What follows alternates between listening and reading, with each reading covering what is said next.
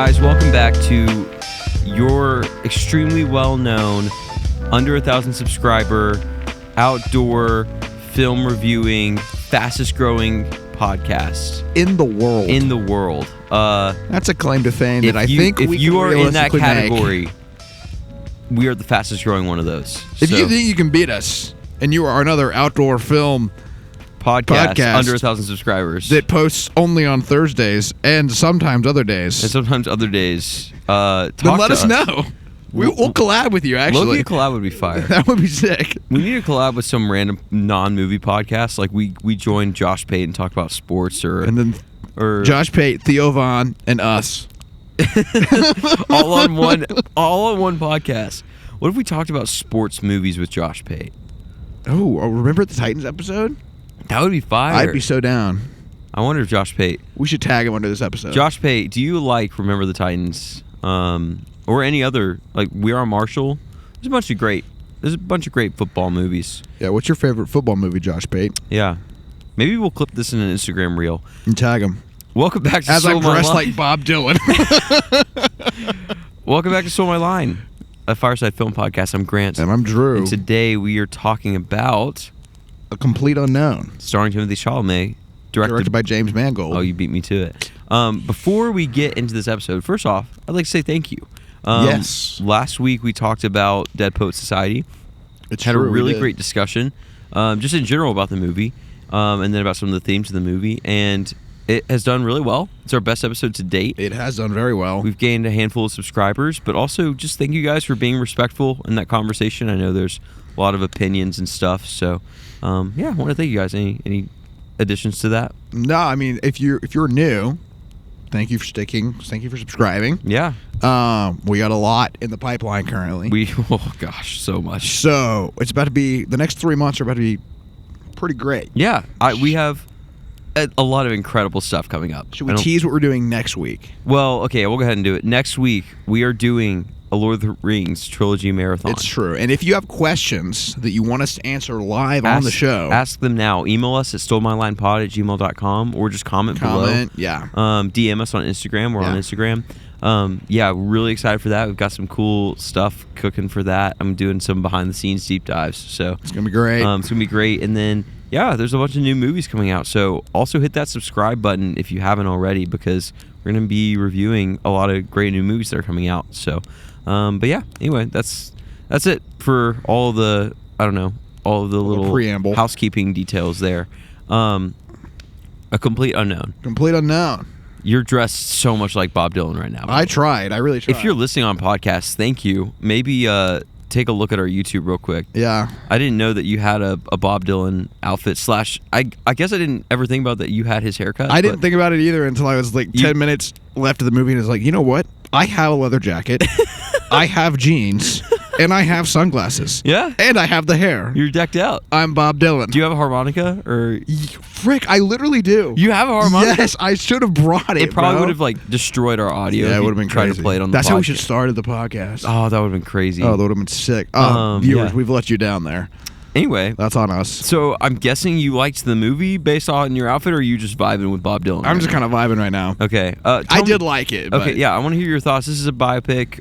Biopic. I don't know how you pronounce it. I don't either. I've always said biopic. Tomato type of situation. Yeah, but it's starring Timothée Chalamet, like Timothée you said. Chalamet. Bunch of great actors. Ed Norton's in this movie. This is the first Ed Norton role where he plays a nice guy that I've seen.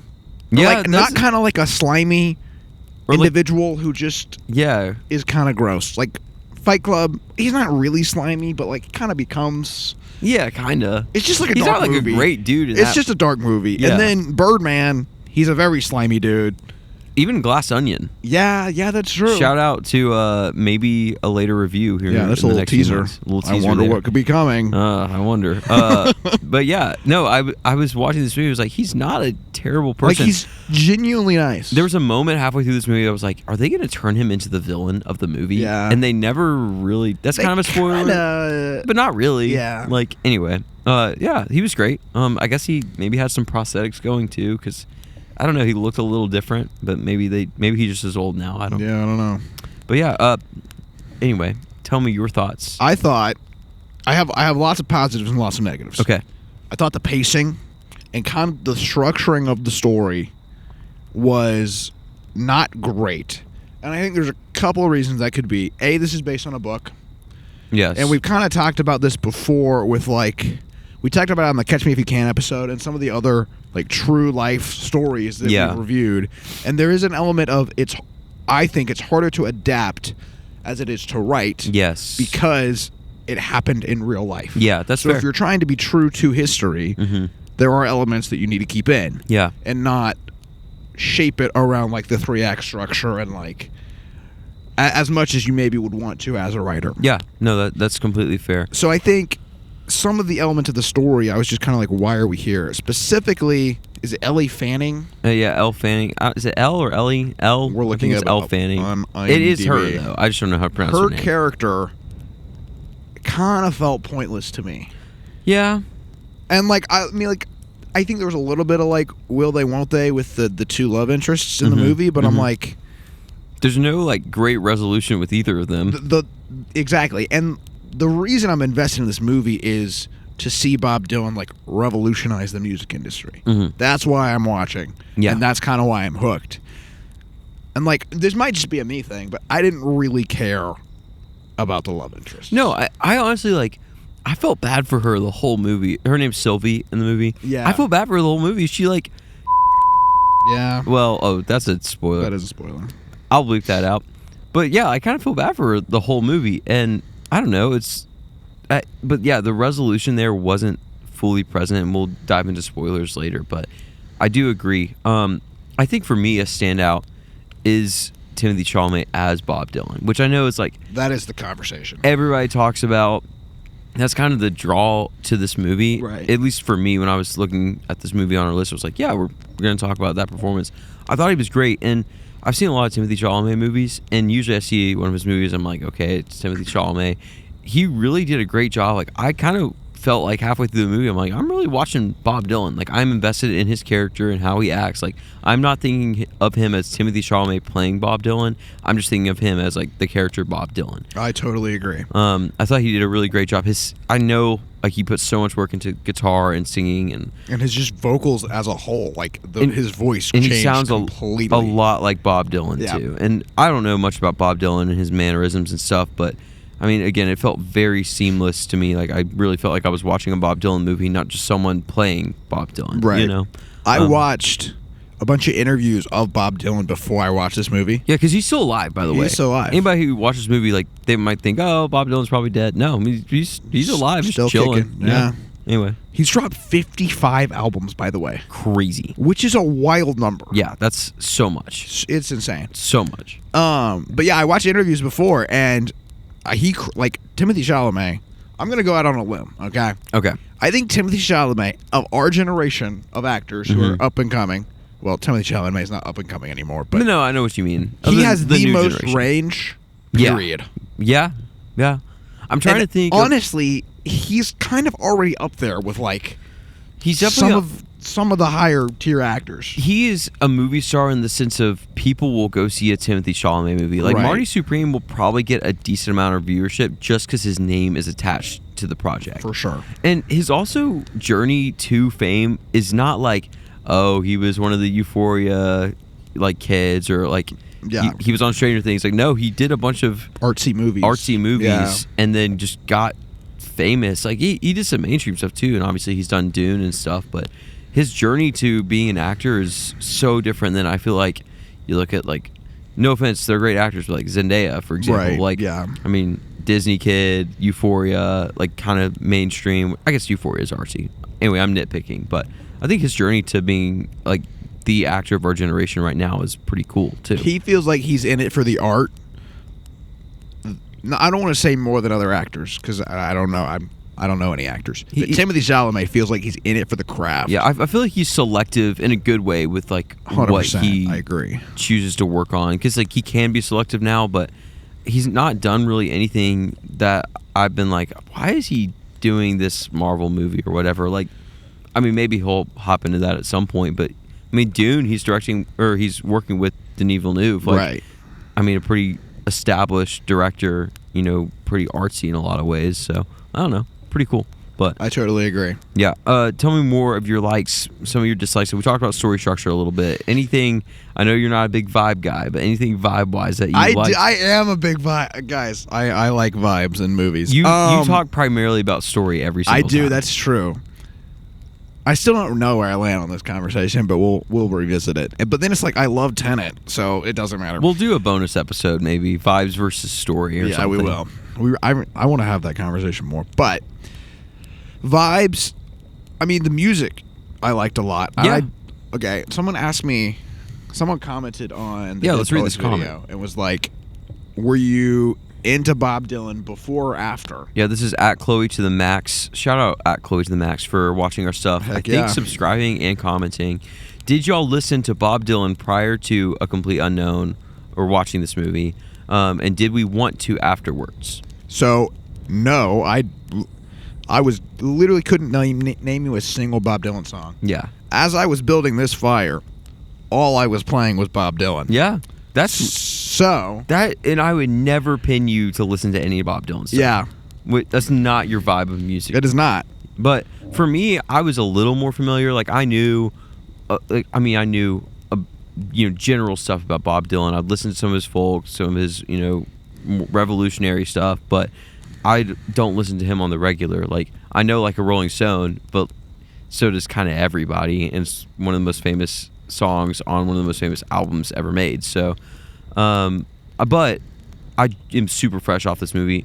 I really had a great appreciation for his music and his. I think a lot of it was the storytelling in the songs that I was really appreciative of. Right, 100%. Because there's a lot of commentary about is Bob Dylan good at singing or whatever, because his voice is very specific. But I was really drawn to the storytelling and what he was writing the songs about and stuff. I agree. But yeah, I don't really have a ton else on this movie before we get into spoilers. I had a good time watching this movie. I want to talk a little bit about the biopic aspect of it, but I think we should dive into spoilers before we get too deep into that. Yeah, I agree. So yeah, hey, if you haven't seen A Complete Unknown, go watch it. Go check it out. It's great. I think we both had a good time watching it. I would say it's definitely worth a watch if you're into music, into movies, yeah, into Timothée Chalamet. Yes. Into whatever. Yeah. Into Stole My Line, and you want to follow along. Heck yeah. But yeah, spoiler Band-Aid ripped off. It is ripped. We are ready to talk about spoilers. Drew, something I really appreciate about this movie. Okay. And I am comparing it to a lot of other biopics. Right. It did not dive at all into any like addiction storyline or kind of bad manager storyline, which if you watch a lot of biopics, it kind of feels like every single one starts out with how they were super talented as a young person, and then they got into the industry, and then they got really famous, then they really started struggling with alcohol and drugs or whatever, and then they have a big performance, and then somewhere in there's a bad manager that just like is ruining their life. Right. And then they have like a comeback performance, and it's like, they overcame drugs and they wrote 4 more albums and then passed away peacefully with their family. This movie did not take that route at all with the biopic, and I actually had a lot of respect for that, but that's long-winded. I want to hear your thoughts on that too. Yeah, I think this movie felt very art-based, and like I think it painted, and I don't really know anything about Bob Dylan, but it painted him as very, honestly, kind of a jerk for the whole movie. Yeah, kinda. But he was very concerned about what he was making. Yeah. So it's like I respect him for that and like the care of his craft. Now, he was just kind of mean to everybody. Yeah. Kind of the whole time, but yeah, and I don't know. Part of it too was it just kind of felt like he was prideful, like about his art, but like also everybody glazed him the whole movie. Wow, the fire is really sparking. Wow. This is awesome. If you're watching on YouTube, you're getting a show right now. This is about to look so good. It's gonna look great. I'm hoping we don't catch on fire over here, but anyway, it felt like he was prideful about his music, but everybody praised his music. So like, how are you not kind of prideful about your own art if literally everyone is praising it too? Yeah, and I like my favorite part of the movie was the last 30 minutes where he's like rocking out on the stage, and everyone's booing him. Yeah, I loved it. I thought it was so good. Well, and this movie I think was originally titled Going Electric, or maybe that was like a makeshift title. This movie was kind of in a development hell for like a second there. Like Timothée Chalamet was attached to this movie, and then James Mangold did Indiana Jones and did a bunch of other stuff before he got around to this movie. But like the whole story is really about the shift from his folk stuff to going electric. Yeah. I'm curious, do you think that you would have known that that was the point of the story without doing any research on the front end? Yes. Okay. I do. Okay. Yeah. Cool. Because I was thinking about it, I'm like, I might not have fully understood what this movie was about had I not already known what it was about. But I only think I would have understood it based on literally the last 20 minutes. Sure, that's fair. I do think the first 2 hour or the hour and a half kind of meandered, and I was thinking, I'm like, I don't really know what this movie's about. Yeah. Like, it's based on his love life, or is it based on this manager, or him in the studio, or him at this folk festival? It felt like there's a lot of moving parts, and I think they landed the plane well enough, but there was still lots of loose ends. Yeah. That I don't think they tied up the best. Yeah. I agree. I think compared to other biopics, because I've seen a lot, how do you feel like this one stacks up? Because at a certain point, they all kind of do feel the same. They all like, do feel the same. It's rare when one really sticks out, but for me, leaving this one, I was like, oh, this was one of the better ones that felt a little less generic. I agree. And it also felt a little bit like it was more about him making music than about him, the persona. Right. I agree. I mean, again, I felt like this was very art-focused, which I appreciated. I thought all the performances were absolutely phenomenal. Yeah, they were great. Really great. Like, was it Pete C? Was Edward Norton's character? What's his name? Oh, I don't remember. I wish I did. I mean, like, This Land Is Your Land. Like, every American knows that song. Yeah. I didn't know he wrote that. Yeah. But he crushed it. I was like, that sounds exactly like the song. Exactly. Yeah. I don't know much about the female actors, the characters they were portraying, but I thought all the performances were just so good. I thought Johnny Cash, whoever played him, crushed it. Yeah. There's a lot of great stuff like in this movie. And like all of these are icons. So no matter however much screen time you have, it's like if you get that performance wrong, it kind of ruins the movie. Everybody's gonna know. Yeah. And it will ruin the movie. Yeah. Something when I was watching this movie, and it's kind of related, kind of not, but I guess I was like, I'm not in the folk scene at all. Yeah, neither am I really. I don't know a ton about folk history in the 50s and 60s, right? So for me, it was a little shocking to see like huge crowds for someone to just get up. I know. But I was like, surprised by that. And I feel bad saying that because like I am fully aware that like his music is deserving of that praise, but part of me like had a little bit of disbelief in the moment of, did crowds gather like that for Bob Dylan? But in reality, they probably did, because I mean, I don't know. I didn't do a lot of research on this movie, but I had a little bit of a disbelief moment. I'm like, why are so many people like this into Bob Dylan? Yeah. But I feel bad saying that because I think he's great. Like, I don't know. Yeah. In terms of other biopics, I'm trying to think of the ones. I've seen Elvis, which I thought was good. It was just kind of dark. But I mean, Elvis's story is dark, so it's like... I probably have... This was the best... I liked this biopic the most. Yeah. That I've seen, probably. Okay. Yeah, that's right. I've seen a handful. I've seen... Bohemian Rhapsody, right? Rocket Man, Ray, yeah. Walk the Line. Also, James Mangold. We talked about this. We earlier. did talk about this. I've seen a handful. Yeah. I think this one did a good job of. It's kind of just about a snapshot of Bob Dylan's life too. Yeah, I agree. So I feel like it did a good job of not biting off too much more than it could chew, even if it did feel like it was meandering a little bit. I still think it did a good job of staying focused. So, but yeah, do you have anything else you want to talk about? Or I do. Okay, ask away. So my uncle. Oh. Huge, massive Bob Dylan fan. Okay. Is that where you got the jacket and glasses, or This is not where I got the jacket and glasses. Okay. He also is a moderately large Stole My Line fan. Oh. Yo. So he listens. Shout out your uncle. What's his name? Shout out Uncle Tim. Uncle Tim. But I texted him earlier today, and I was like, what's up, Uncle Tim? I had no idea you did this. No, this is awesome. This is a surprise. This is I was awesome. like, what's up, Uncle Tim? I'm like, tell me why you like Bob Dylan so much. Okay. I was like, we're reviewing it on the podcast. I see you scrolling through essays right now. This is what he wrote. Show the viewers if you can see this. He is prone to writing essays, but this was like a college level essay. So I'm not going to read all of it, but I am going to read. We can post it maybe. Yeah, maybe we can. We'll put it in the comment section maybe if we don't hit the word cap. Anyway, we definitely will. But I'm going to read the last section of his text, and I think this conversation needs to be had regarding this movie. Okay. All right. This is from my uncle. I watched the Academy Awards this year for the first time ever, hoping he would win, referring to Timothée. Which, yeah, we need to talk about that. He would win Best Actor. I believed he was robbed, and here's why.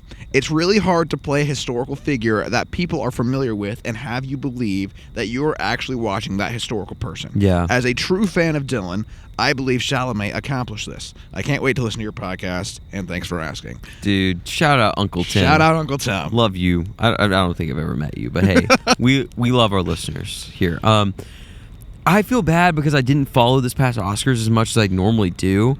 Yeah. Who won Best Actor? Adrian Brody won for The Brutalist, right. Which, to clarify, I haven't seen. I have not seen either. I feel bad saying Timothée should have won because I didn't watch any of the other ones, really. I think the conversation that I would like to have is... Because I think other actors have kind of gotten snubbed for this in the past. Austin Butler for Elvis, etc. But I think my uncle's right. I think Uncle Tim's right when he says it's harder to play a well-known character than it is a character that you've made up. Yeah. But I do think the biopic actor genre continues to get snubbed for portraying a real-life character. Yeah, I feel bad saying this too. Sometimes it can feel like Oscar bait to me. Like it does feel like Oscar bait, but I don't think it's worked. No, yeah, that's the thing. Like I guess Rami Malek won. He did win. That's true. Jamie Foxx won for Ray. But I can't think of. I'm sure there are more. I can't think of a lot off the top of my head for specifically like the music artist biopic that have won. Like it's not like every year, or every other year. That's what's winning. So I would say Austin Butler and Timothée Chalamet might have the best biopic performances. Yeah. I mean, I need to do a little more research, but I agree. I mean, I think this performance was better than Rami Malek's. I totally agree. And now that was a weird year too. Also, I think Bradley Cooper was snubbed. Star is Born is really good, by the way. I haven't seen it. Well, maybe one day. I'm digressing. I think I agree. Because I was really impressed by Timothée because I know that he did a lot of his own guitar work and vocal work. Right. I mean, anything that was dubbed, it was probably him in the studio still singing that same stuff. Yeah. I mean, there was a scene where he was playing with Joan. It was like his last performance with Joan that they were like doing it acoustic. It was towards the end of the movie. And the vocals were incredible. Yeah, they were And so I was good. like, I think that's both the actors, maybe not live, but like that's their voices. And I was watching all his guitar playing. One of my pet peeves in movies is when I watch someone play piano or play guitar and I can just tell that they're not playing it for real. But like, man, I'm not like a guitarist or anything, but I'm around it enough to know what real guitar playing looks like. And I mean, it was legit. Yeah. He did great. And to do all that, plus the acting, plus the mannerisms, like the little stuff with his voice and everything, I'm not a big Bob Dylan person, but to hear that from your uncle, it makes me, I guess, want to praise this performance even more. And when we were suggested, to review this movie by Jack Sommersby, he mentioned like, I think that Timothée was robbed. Yeah. And I'm not going to say this like as my final thoughts without having seen all the other movies, right. But I definitely could get on board that he was robbed. I can too, for sure. Yeah.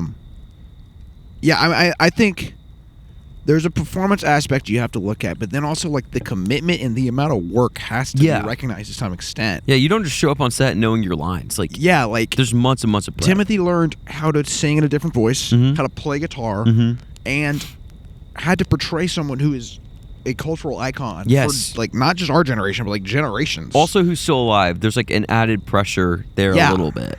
I don't know. Yeah. Now, Adrian Brody could have absolutely crushed it in The Brutalist. I need to see The Brutalist. If you've seen it, let us know. Yeah, I've wanted to watch that. But comment below, do you think Timothée was snubbed or maybe for a past performance? I know he's been nominated for a lot over the years. Is there something else you're like, this is his best performance? Is he going to be our generation's Leo where he never wins an Oscar for the longest time? Until like he does a okay movie. Until he eats liver. Yeah. Is that what it's going to take for Timothée Chalamet to win an Oscar? Okay, but here's a question, and I don't want to dive too deep into this, but do you think Timothée Chalamet is our generation's Leo?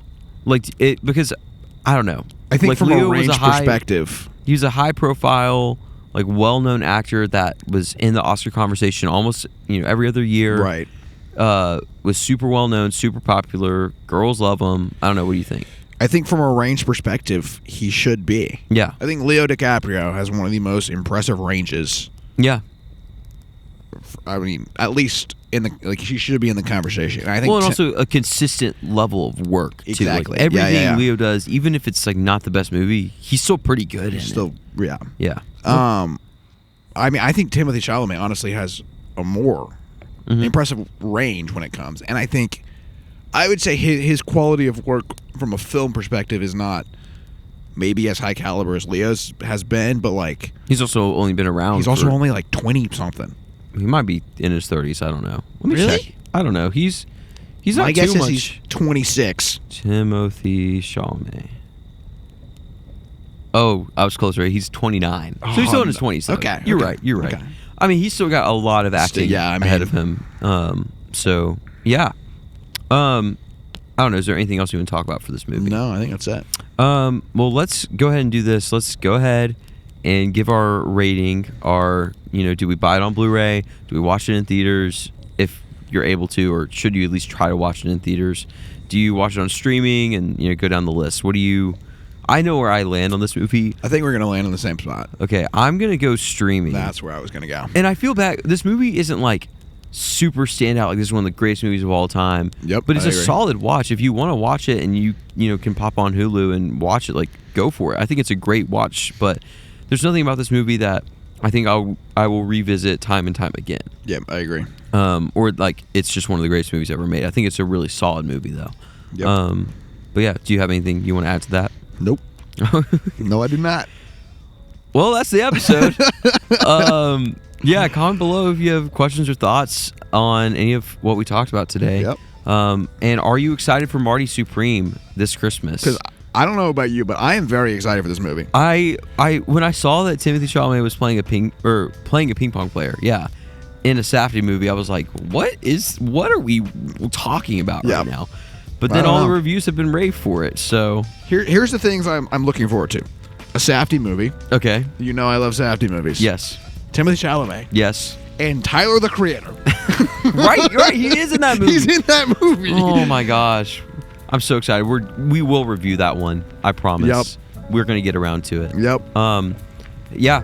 Lord of the Rings. Lord of the Rings. It's happening. Go buckle in. Quick preview for that series. We will be watching the extended versions, but if you don't watch the extended versions, it's okay. Yeah. There's not so judgment. much in those that like it's gonna completely alter you listening to the podcast. So agreed. If you don't want to sit through almost 12 hours of Lord of the Rings, you just want to sit through like 9, we won't knock you. But hey, if you have the time for it, go check out all the extended versions of Lord of the Rings. I think they're all on HBO, to my knowledge. Maybe. They should be. I don't know. I just own them on disc. So. I own them on Blu-ray. Yeah. So spoiler alert for a review. Yeah. But anyway, go catch up on those. And hey, we love you guys. We do. Thanks for the support. We're steadily growing and excited to keep doing this thing. So take a break. Enjoy the film. We'll see you next time. Heck yeah.